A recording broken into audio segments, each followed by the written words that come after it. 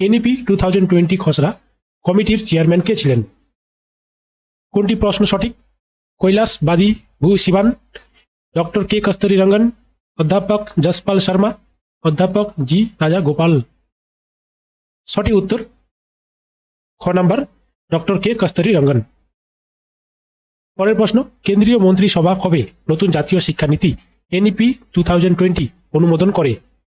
29 June 2020 সালে, 29 জুলাই 2020 সালে, 29 August 2020 সালে, 29 জানুয়ারি 2020 সালে।